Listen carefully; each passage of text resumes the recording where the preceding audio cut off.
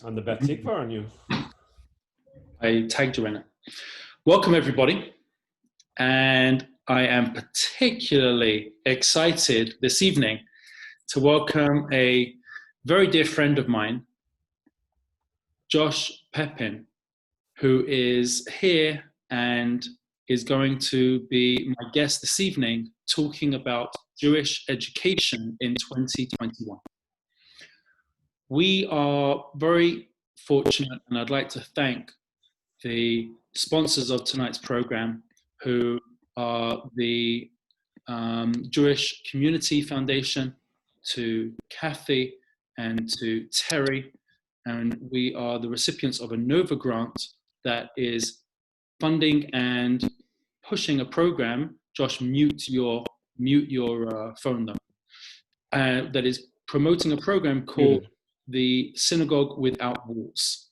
And we're very blessed to have, as part of the Synagogue Without Walls NOVA grant program, an opportunity such as this evening to be able to have a conversation, which is actually some of the most important conversations we can have. The conversations about Jewish education, the future of Jewish education, and where we may be as a community. By way of an introduction to my guest this evening, allow me to just share with you that Josh Pepin is the current executive director of Camp B'nai B'rith of Montreal, a job that he's held for 10 years. During this time, the camp has gone from 350 campers to over 800. He has increased annual revenue from $450,000 to over $2 million. The camp is seen today as the benchmark example of how a proper turnaround should work, and both Josh and his team are active in consulting with camps across North America. Josh has always been a staunch advocate for informal Jewish education. Previously to camp, he was the director of BJEC, the Bronfman Jewish Education Center in Montreal. During his time, over 1,000 young people per year were traveling on various programs to Israel, all under Josh's BDI, including the March of the Living, Birthright Israel, various high school programs. Paramount to any program Josh works on, be it here or abroad, is education. He's dedicated his life's work to the existence of the next generation of Jewish community. Josh is married to Marissa Delnick, who we met at CBB, very appropriate. Together, they are the parents of 3 boys, Miles, Kobe, and Levi. Josh credits his parents for instilling the importance of community at a very young age. His parents could not afford Jewish education, but asked for help, and through the community generosity, he and his sister both attended JPPS and Bialik. Josh, a recent graduate of the Eli Executive Leadership Institute program, which brought together executive directors from across North America in order to learn and discuss large communal issues within their respective fields. Josh, it is a pleasure to have you here with us this evening. Welcome. Thank you, Rabbi Fishman. Boy, listening to that makes me feel like I'm more important than I actually am. So I appreciate the introduction. I'm exhausted just reading it. Yeah, we've been Zooming all evening. My wife's aunt had her 69th birthday Zoom tonight. So happy birthday. We've been Zooming pretty much since 6 o'clock. So I'm sorry if the internet's a bit spotty. I haven't paid for the upgraded one, so I apologize. That's absolutely fine.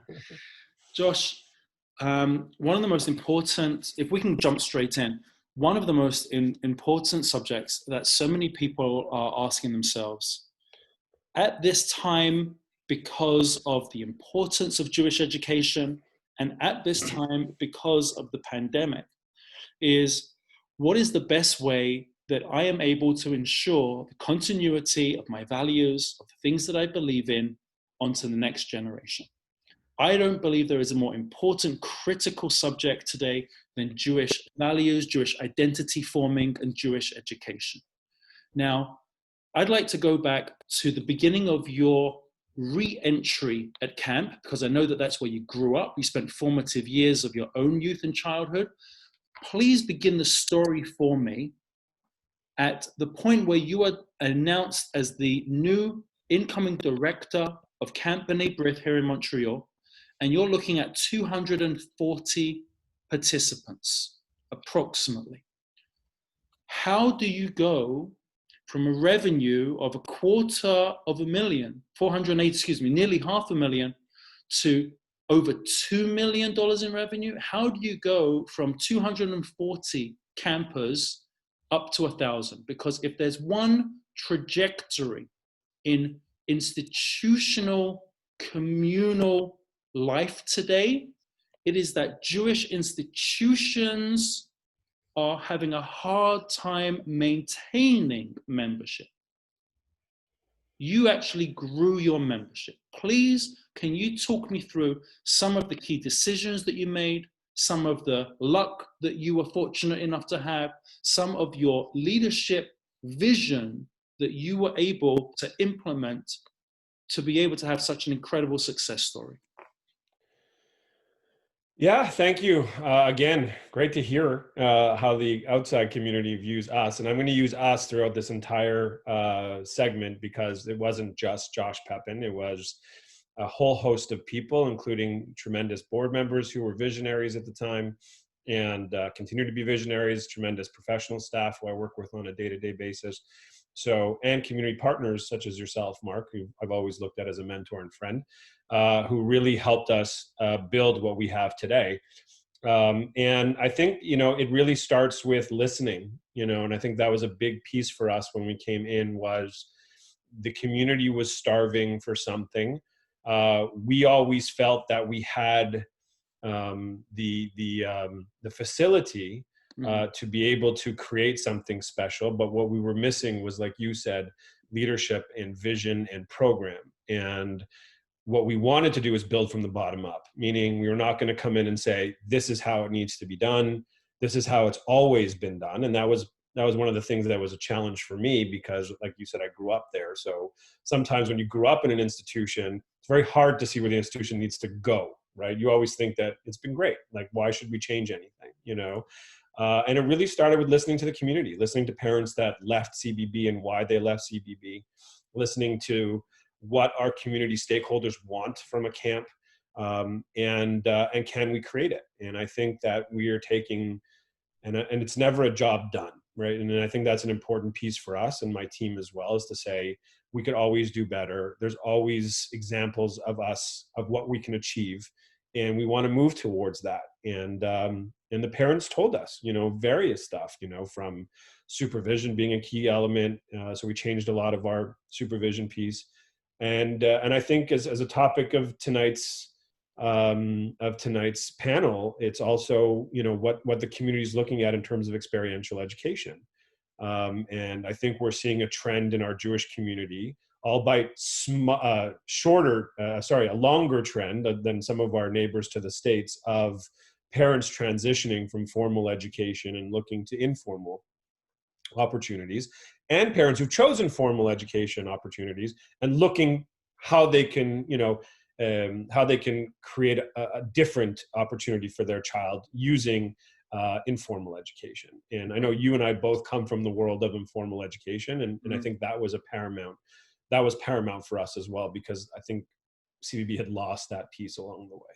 That's really important. I'm definitely going to get to that later on this evening. Let me go back to what you just said. You heard from the parents what they wanted. There were changes that needed to be made. Did you have the support of your lay leadership to make those changes, or did you find that it was a struggle? Listen, it's always a struggle. I think the problem sometimes with leadership, and it's not just volunteer leadership, it's professional leadership as well. And listen, it's not unlike what you went through, or it's just varying degrees, right? There's always people who have kind of the institutional memory of what things were and what they believe things should be. And when you come in with new ideas, to some people, those are almost radical ideas, right? Even though they may not seem so radical to you, or to the stakeholders that you're speaking with. There's some institutional memory there that volunteer leaders and professional leaders will turn around and say, wow, that's the most radical idea, and there's no way we're going to get behind something like that. And there's been and how how did you do it? Because you clearly succeeded. So what was that magic? I can't give away all my secrets. I think many Some of people, those well, lay people might be watching. I want to push you a little bit because I think you're a tremendous leader, and I think your successes speak to that. So how do you, obviously, you don't have to go into great detail, but how do you push that needle? How did you come up with the successes that you had? So I think, considering where CBB was, there was certainly an appetite from the community, the organized community, be it Federation, who were tremendous partners at the time and continue to be tremendous partners, for change, and change is only good if you're successful, right? Like, and I think that was kind of the, my big aha moment throughout the whole transition is, as long as I kind of maintain this trajectory, people are going to listen and they're going to want to push further into the change. As Mm-hmm. soon as that trajectory stops or we take a step back, things can get a bit more challenging. So everything I'm saying is obviously a lot easier said than done, right? I do want to point out a tremendous community leader who really helped along the way. And I don't know if he actually knows this, but John Wiener, who I'm sure all of you know, sat in one of my first board meetings when things got a bit heated, and he kind of stepped in and threw himself, I would say, in the line of fire for me a little bit, and said, told everyone else that, look, you hired this guy, you got to listen to him, give him some time, and if he doesn't, that's as a board, that's your prerogative, that if he doesn't meet the criteria, you could fire him, but you can't do it until you give him a chance. And I think that was in my first year. And then subsequently, I had tremendous leaders after that who really taught me and helped me and gave me the space to move. Gail Adelson Markovitz, who's the current president of the Federation, was my second president, in which she taught me, really helped me kind of move that needle forward. And she was able to use her reputation as a community leader to step in front of a lot of people who had some questions and stuff, and deflected a lot for us. And that was important at that specific moment in time. And I Mm-hmm. think subsequently we've continued to have good leadership. And again, if you show a good product, your leadership will, a good lay person allows you the space to grow as a professional team. And I think that we have had some tremendous presidents that have allowed us to do that. And currently with Anna Sue Greenberg and Robbie Wiseman, our former president, have certainly allowed us to do that as a team. You spoke about team just now. How important is having the right people around you? It's everything to me, as you know, probably. One of the challenges that I have as a professional is I don't like to work with people I don't know. It's a real challenge. I've spoken to coaches about this. I can't get over it. So I would say most of my team. So one of the things that was really important to me when we came into Camp B'nai B'rith was creating a sustainable team, because one of the things that came out from camping, from North American feedback, was parents are really looking to buy the leadership of the camp. Like parents send their kids to some of the, craziest outdoor camps, where things may not be what they thought they were, or, the most remote areas. And when you ask these parents why they're sending them there, and they're saying, we love the directors, we love the staff, we love, and I think that's a big piece in parents choosing a camp. So one of the things that I said at the get-go is, for better or for worse, I was going to pick a team that I was going to stay with, for a good amount of time. And the initial team that I created, I'm happy to say, is still with me today, 10 years later. Wow. And two of those Which is a very long members, time in camp it's a years. very, very long time. And two of those professionals worked with me at Israel Experience. I brought with them from the Bronfman Israel Experience Center. So I joke that our camp director, Dana Schwartz, and I have been together almost as long as my wife and I. So we've grown up together in the Jewish community, and she really is my partner in this. And like I said, my team is an important piece for us moving That's forward. incredible. That's incredible. Thank Yeah. you. Where was the camp Jewishly, Jewish educationally, when you arrived? Where is it today? So, I was surprised to find out when I got to camp. Listen, when a camp is struggling, there's a lot of ad hoc decisions that are made to try to help it through that struggle, right? And by no means do I want to throw the previous, management of the camp under the bus, because they are today still my good friends, and we still work together collegially. And the former executive director is someone who practically brought me up. So, I just want to preface everything I say before, camp goes in cycles. And right now we happen to be in a good place, and who knows where we'll be in a couple of years from now. But so again, I don't want it to seem like I'm throwing, anyone under the bus here.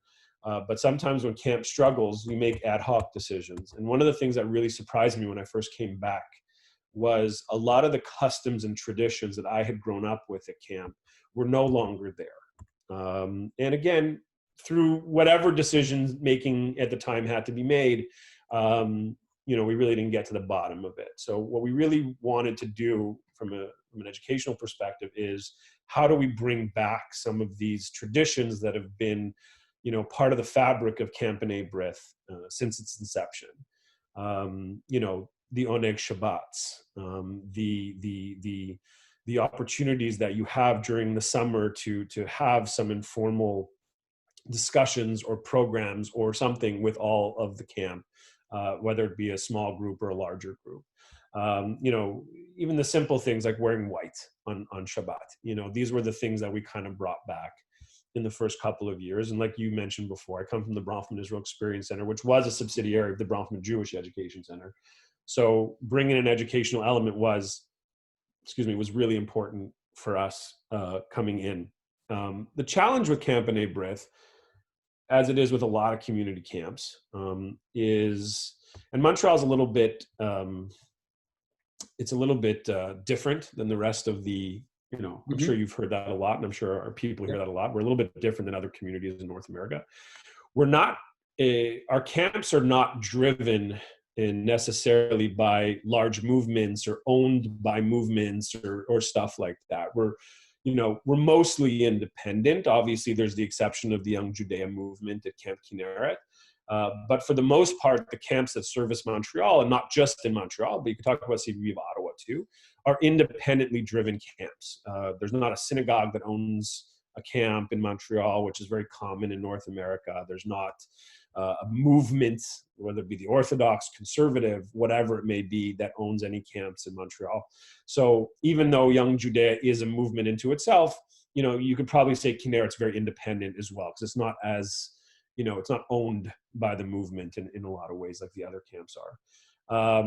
So when you're running an independent camp, a community camp like Camp B'nai B'rith, one of the challenges that you find right away is that you're really catering to a cross section of your community, right?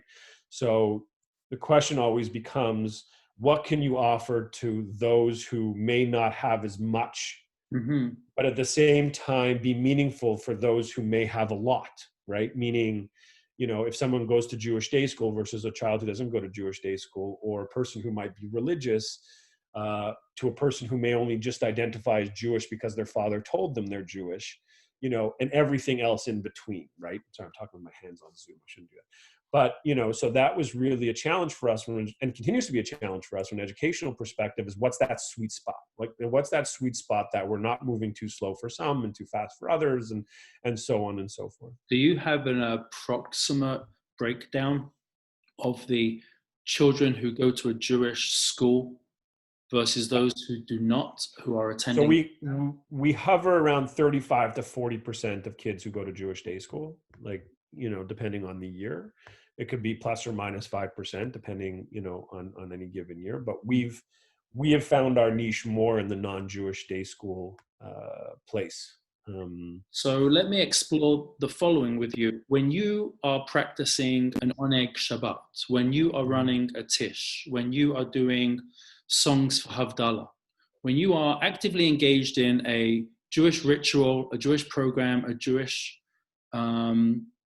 mitzvah, do you see a difference between the kids who have never participated before in a Jewish formal schooling, and what is that difference? Yeah, there is a difference. I think the kids who are attending formal Jewish day school have a little bit more familiarity with what's going on, so you can see them, singing the songs a little bit clearer than the others. You can see them understanding the traditions a little bit easier than the others. Is it a And richer experience for them, therefore? I think it becomes a bit more festive, certainly in the initial weeks of camp. So, in the first, couple of weeks of each session, you'll see that I think it's a bit more festive for them because there's a better understanding of what's going on. I think our challenge is how do we bring kind of everyone to that, so if the kids who are attending formal Jewish school, are at like a 7 or an 8 and everyone else is at a 4 or 5, how do we bring everyone up to like a 9 or a 10? And I think that's the challenge that we have as we go. But I have to say, as a Jewish educator, watching the kids who are not coming from Jewish day school, or watching some of the staff who may not even be Jewish, by the end of the summer, all singing the prayers, the opening prayers and the closing prayers, and singing Hatikva, because again, we do a lot of things intentionally in order for them to get to that 9 or 10. It doesn't just happen organically, obviously. Is really, for me, a win at the end of the season, to see everybody kind of participating together and all seeing it as a festive thing, right? And I think that's what is important about camp as well, is that, and parents probably could attest to this, those of you I can't see, is that, and you probably could attest to this too, is that when you're at a bar mitzvah at the TBDJ and all of a sudden you're starting to do hamotzi, or you do the birkat, and you get to that point where you start to sing, and all of a sudden, no matter what camp you went to, all the kids get up in the room and sing that specific part or want to sing their motzi. So I think that, that to me is a win in a way, because what we're doing is we're showing these kids a different way than they may have learned in school or they may have seen in synagogue, and not one is necessarily better than the other. That's certainly true. I have seen and witnessed on a number of occasions a camp moment break out in my shul. Obviously, today everything is so different, but a year ago, it would not be uncommon for a parent to approach me and say, I've seen how you've typically done Havdalah. Do a camp Havdalah for my son's bar mitzvah. We have a Mincha Maariv on a Shabbat afternoon. We're going to close out Shabbat with Havdalah. And before we enter the party and everything else, could we do it, but in a camp style? That has become now almost a common request. I've seen, again, Birkat Hamazon, like you say, at the end of the meal, there will be this sudden burst of a camp benching. And there's certainly a crossover, and it's actually a beautiful moment. And it doesn't matter what camp you go to, and it doesn't matter, and some of them have a little bit more, they may have a little bit more, religious aspect slant to it. Ours is a little bit more customary, traditional, but again, when you get to certain points of the birkat or the Havdalah, everybody. And I was at one of those bar mitzvahs. I think my wife's cousin was one of those bar mitzvahs who insisted on a camp Havdalah. Now, that's correct. Now, what is interesting as I listen to you is that you've said that I'm going to try and tease apart two different statements that you made.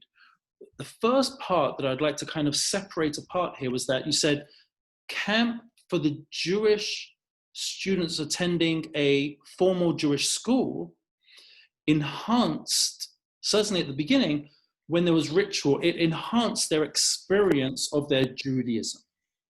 You also mentioned that by the time that camp ended, everybody else was able to proudly belt out Hatikva, and there was a great sense of pride and identity. But if I can kind of zoom in a little on the first half of that, it sounds like camp is a supplemental experience in a very positive way for those who are having a Jewish formal education all the way throughout the year. Now, that is fascinating as a statement, because there's another narrative that is simultaneously held in the community, which is Jewish summer camps are so beneficial for those who are not attending a Jewish school altogether. And this is the reason we need a Jewish summer camp. It's to service those children not attending a Jewish formal school. Now, there's clearly truth to both of those statements, but I wanted to hear your thoughts. Who is the target population of Jewish summer camp today? You don't have to necessarily answer on behalf of CBB. You could say Montreal as a whole. And maybe I would prefer such an answer. I certainly would take the spotlight off of you. But if you take a look at Montreal, and let's talk local, let's talk Montreal right now. If you look at all of the camps and the different flavors and the nuances and the differences, and they're significant, and I'm not bunching them together as one holistic, but to take the Montreal summer camps, who are they for Jewishly, in your opinion? Jewishly, not who's got better beachside, not who's got better rock climbing. Jewishly, who are the camps for? So I think I think the camps are for every Jewish child. I think that's our goal from a North American perspective. I think that's our goal from a national perspective, and that's our goal from a local perspective. Is that if there's a Jewish child in our city or in our purview, we want to get them to Jewish camp, because like you said, and I guess I said it too, but you have a very good way of kind of connecting the dots, is that we see look, it's also a question of informal education versus formal education, right? And you could argue that one is not any better than the other, right? And I think there's enough studies that are coming out today that'll say that someone who grew up in a summer camp setting and went to Israel and performed all those informal youth groups and BBYO and all these things are just as likely to choose a Jewish life than those who go to formal Jewish day school. And I think that to me, that's an enhancement. And I've dedicated my life to informal Jewish education, with you saw what I've done with my career. So it's saying, it's like asking me the same question: can you be Jewish with a formal Jewish education and not have ever gone to Israel, on an organized program? No. To me, you want to be, you want to guarantee a certain livelihood for your children. Formal Jewish day school is a great choice. However, there are other choices as well. Enhancing that education with a Jewish summer camp experience, allowing your child to attend such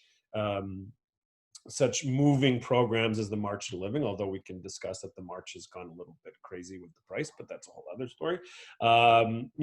Birthright Israel, camp programs, all these things really from, if you look at from, we start camp at 7 or 8 years old all the way through until your 20s, if you're able to, and again, it's not a, and I understand for a lot of parents, it's also not a choice for a lot of parents. Some people have a little bit, they can make those choices. Not every parent can. Sometimes they can only make the formal choice or the informal choice. And that's, I respect that as well. But if you're asking about, who is camp for, formal or informal, my answer is both. Camp, it should be for everybody. Informal education enhancement should be for everybody. Okay, what does a successful camper look like Jewishly when they come out the other end? You've taken a kid at the age of 8, they are now 20, and what do they look like? What are you expecting a successful camper's Jewish identity to look like? It's a good question. When we look at long-term goals and studies of where a camper should be, and I think for every camp that's a different answer, right? So for some camps, they would want more Hebrew, their campers to be more more Hebrew oriented, be able to speak. For some camps, it would be to be able to offer certain programs and pulot and be able to think abstractly outside of the normal camp setting. For Camp B'nai B'rith, I would say that we would want our campers to recognize the importance of community. We would want our campers to recognize the importance of who they are, and allow them to explore that in an informal setting.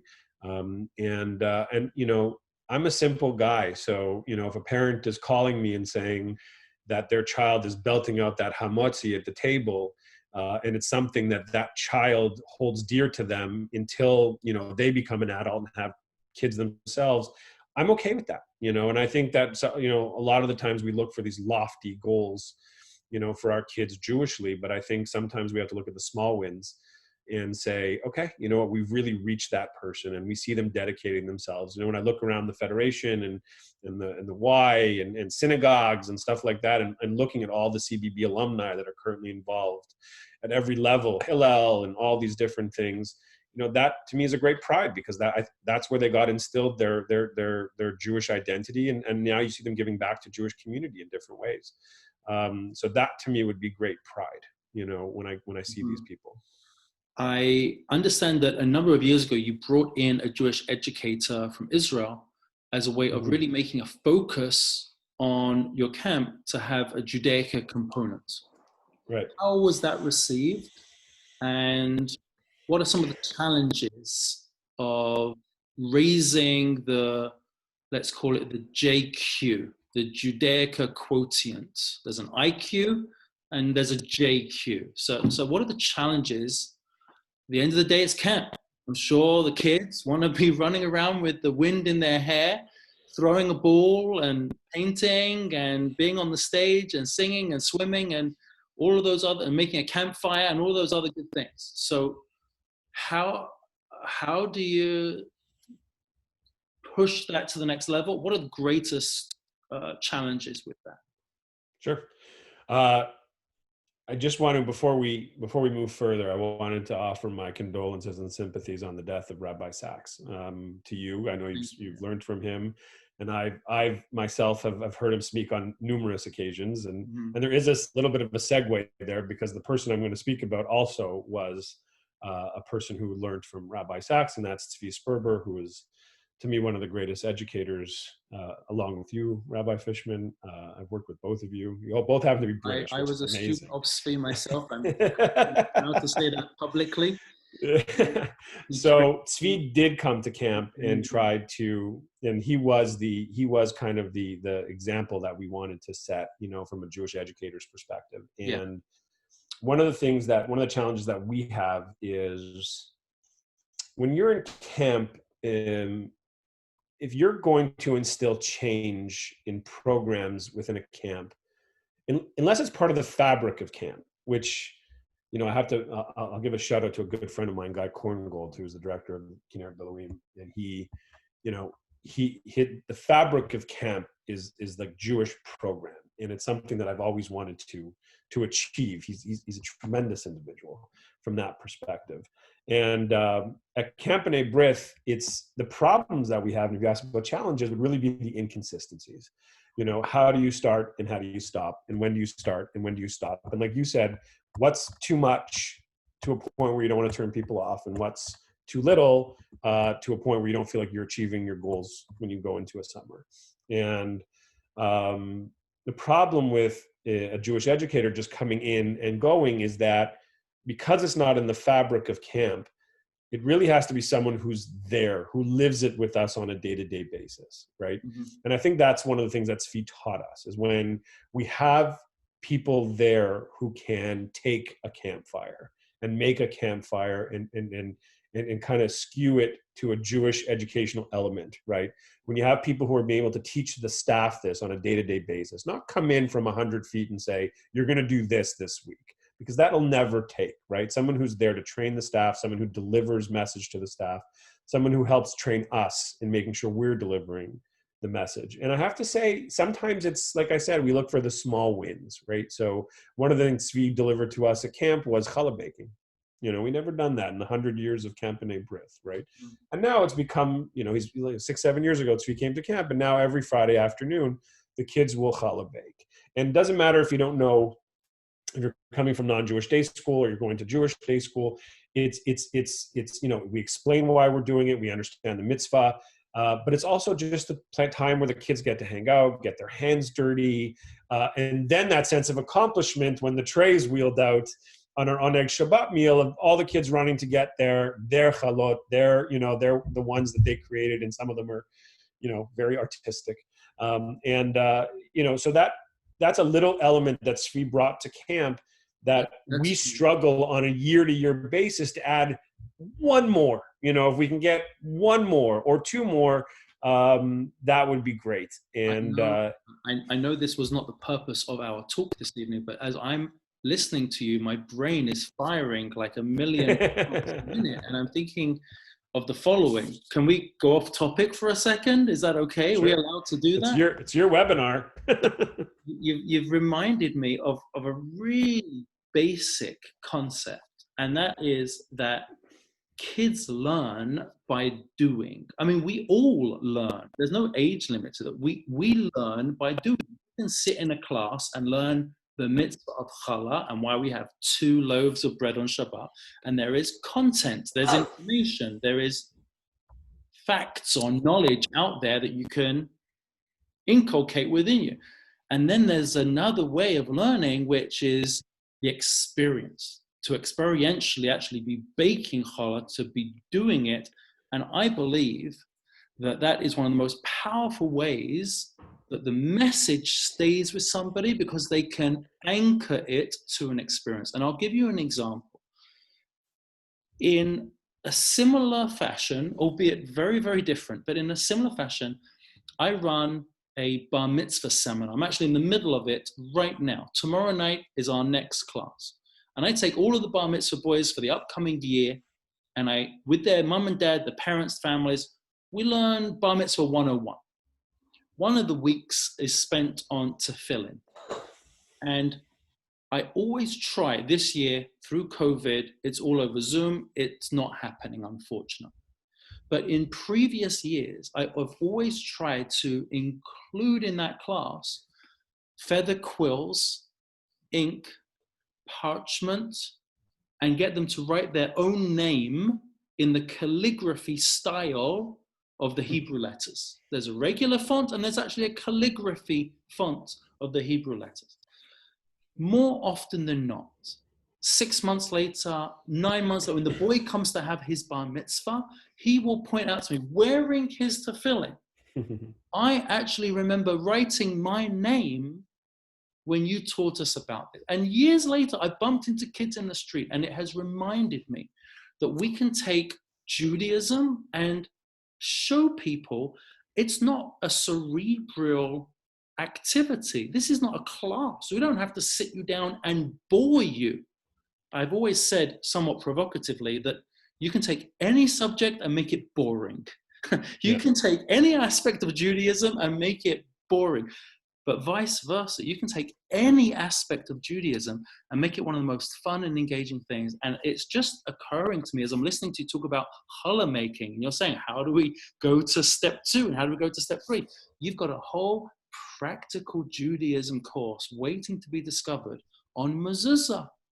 Right. And the kids actually write their own scroll. Maybe it won't be a kosher scroll. Maybe it won't say the Shema Yisrael, but maybe they write their name in it. And they have, I don't know if this is kosher, 2 mezuzahs on their doorpost. It's fine. It's fine. I'm wearing my Orthodox rabbi hat. You're giving the permission. And they make their own mezuzah scroll. You teach them sit, and you get them the strings, and they are tying their own strings. And there is now this, you teach them matzah. I know it's summer camp, but you teach them matzah, and you grind up the wheat. No kid has ever ground wheat in their lives. They wouldn't even know what wheat is, unless it's on the shelf at IGA. They've never seen wheat before. You show them olives, and you buy an olive press, and you make oil, and you put it in a little jar, and you say, save this for Hanukkah, and at Hanukkah time, you'll light your summer camp oil. I mean, the sky, my mind is now firing. Fantastic. You're hired. I'm hired. I want the lifeguard position. There are so many, that's the first question they say, right? I want lifeguard. There are so many opportunities to take mitzvot and make them practical, but like getting your hands dirty, practical. And that is such a key idea, I think. And I agree with you. And I love the ideas, and I want to tease them out more with you.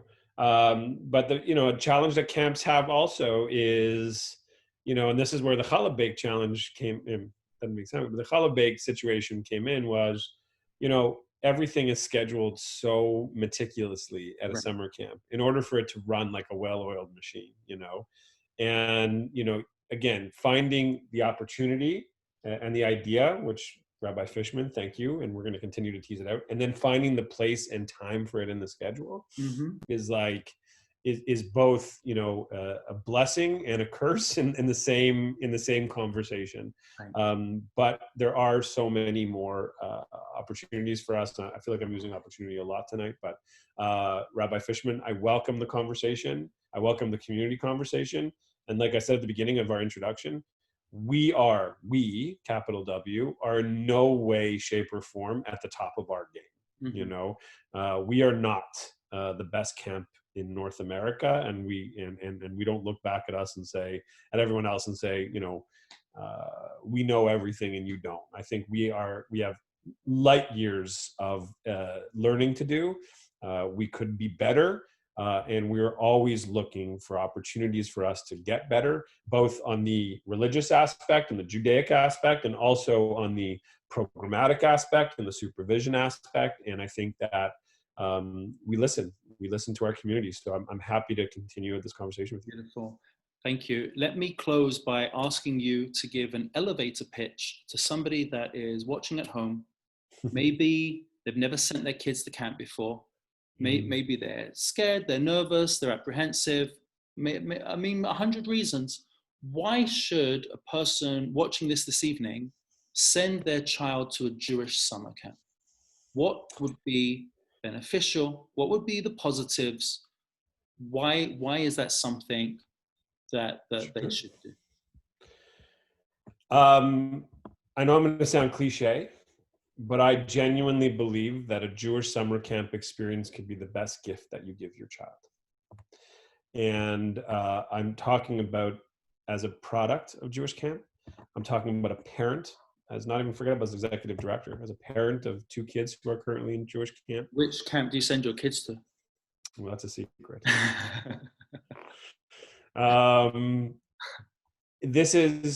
It's the greatest gift you can give your child. The independence, the confidence, the know-how that kids learn throughout their camping experience. If I had $1 for every time a parent said to me, I can't believe it's the same kid who came home. I can't believe he cleans his room now. He eats things he's never eaten before. It's really an incredible experience for your children. And I think that locally there are incredible options. So I'm not even saying Camp B'nai B'rith. I'm speaking on behalf of the 4 camps tonight. Mm-hmm. Not that they've asked me to speak on their behalf, and they probably would not like that I'm speaking on their behalf, but in the elevator pitch I am. I think between the 4 camps in Montreal, we each offer something different, that if you would like to explore what's best for your child, right? So some camps have different programs, some camps have different, educational aspects to their program. Some camps are bigger, some camps are smaller, some camps have different communities. Whatever it may be, if you don't think your child is right for camp, that's probably the general misconception that we get. Every child is right for camp. Some children take a little bit longer to get acclimated to camp, which is normal. But I do believe that as a parent, it's, like I said, one of the greatest gifts you can give your child.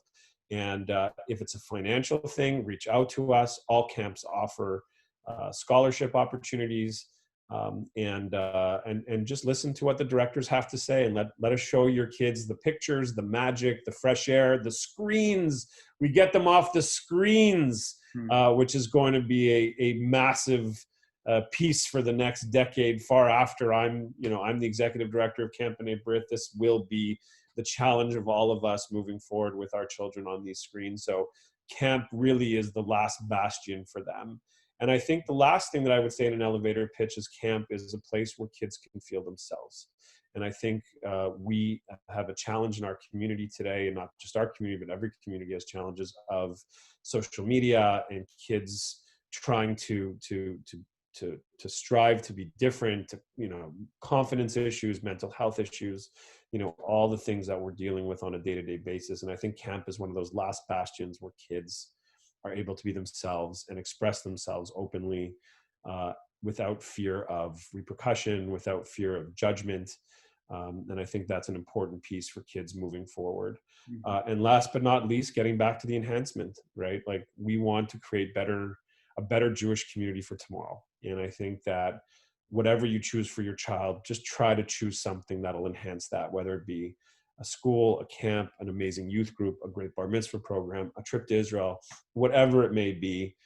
Just try to make sure your kids have something that'll help them bring them back to community. Wonderful. Wonderful. Thank you so much, Josh Pepin, Executive Director of Camp B'nai B'rith. And this was everything I was hoping for and more. You've spoken in, I hope it was good. Broad brushstrokes about Jewish camp in general, and it was excellent. Thank you so much. There is incredible food for thought. And we will pause here for this evening. And thank you so much for giving me your time. I hope that camp will be on this summer. I think every parent watching this is praying that camp will be on this summer and continue. So Dana and I are doing 411 next Wednesday. We're going to post it on our Facebook. So if anyone wants just to tune in to ask where camp is at, we'll give all the information. So we'll let you know that information. I wish you good luck, and thank you so much for being here with us this evening. Thank you, Josh. Rabbi, keep doing the good job you're doing. Amen. You guys have a real gem in the West Island. I love you. God bless you. Thank you so much. Bye. Good night.